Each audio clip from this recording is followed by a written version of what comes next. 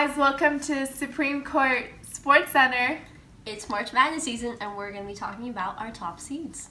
Yeah, so let's kick it off with political processes bracket. Okay, so our top seed is Buckley v. Vallejo, and that set the precedent for all future campaigns and is still continuing to make an impact on the way our elections are run today. It was upheld that the financing of campaigns must have limits. And our bottom seed is the Bush v. Gore decision, which was an isolated Supreme Court decision and did not set any precedents for future cases because it was so isolated.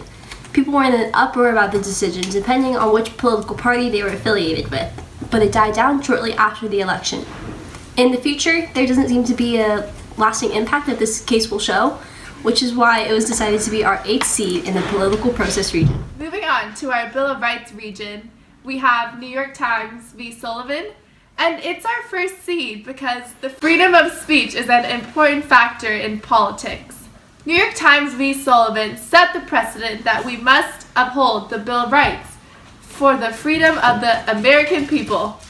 In the future, this case will show that the freedom of speech will be upheld, but not in cases where malice can be proven. And our bottom seed is New York Times versus the United States. The Pentagon Papers are not important in our times, although it did establish that the president can't withhold information from the public if it is not pertaining to national security. It is just about the president and the truth. The newspapers can publish what they want, but that was already established in New York Times versus Sullivan. Our next region is the Civil Rights and Privacy region.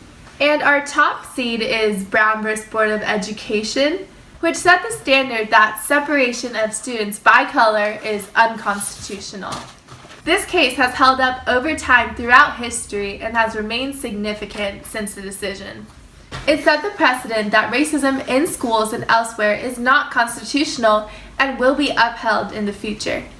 In the future, it could become more significant because of the turbulent social climate about racism in the United States today. Our bottom seed is Dred Scott v. Stanford, which was one of the more insignificant cases because its decision was not upheld in future cases and ended up being reversed due to later legislation. This case didn't set a precedent for future cases, and it will probably not become significant in the future because slavery no longer exists. Moving on to the constitutional powered and principles region, we have our top seed, Marbury v. Madison, which gave the Supreme Court the ability to have judicial review, which provides basis for all cases. It has stood up to the test of time, and it has directly affected the Supreme Court and allowed them to rule on the constitutionality of laws. At first, many thought it was too much power for the Supreme Court, but now many like it because it has served many good purposes such as civil rights. I believe that it will always be standing because if it's removed, it would make all other cases invalid. Our bottom seed is the Obergefell v. Hodges decision, which legalized marriage for same-sex couples, and it is kind of too soon to tell how it will hold up because it's so recent. Many agree with the decision, but there are also many who don't like it and continue to protest against it. For the Civil Rights region, Brown v. Board, Miranda v. Arizona, Plessy v. Ferguson, and Roe v. Wade each won their Round 1 matchups and moved on to the Sweet 16. Then, Brown v. Board and Roe v. Wade each won their Sweet 16 matchup and moved on to the Elite 8. Then, overall, for the Civil Rights region, Brown v. Board won and moved on to the Final 4.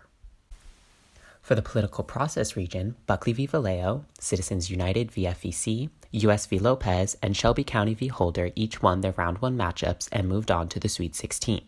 Then, Buckley v. Vallejo and U.S. v. Lopez won in the Sweet 16 matchups and moved on to the Elite 8. Then, overall, for the Civil Rights region, Buckley v. Vallejo won and moved on to the Final 4. In the Constitution region, we have Marbury v. Madison, Gibbons v. Ogden, McCulloch v. Maryland, and U.S. v. Nixon, moving on to the Sweet 16. Then, Marbury v. Madison and McCulloch v. Maryland move on to the Elite 8. And ultimately, Marbury v. Madison moves on to the Final 4. In the Bill of Rights region, we have New York Times v. Sullivan, D.C. v. Heller, Lemon v. Kurtzman, and Tinker v. Des Moines, winning their Round 1 matches and moving to the Sweet 16. Then we have New York Times versus Sullivan and Lemon versus Kurtzman moving on to the Elite Eight. Ultimately, New York Times versus Sullivan moves on to the Final Four. In round one, Gideon v. Wainwright and Gibbons v. Ogden is a key matchup because they are equally matched and have stood the test of time.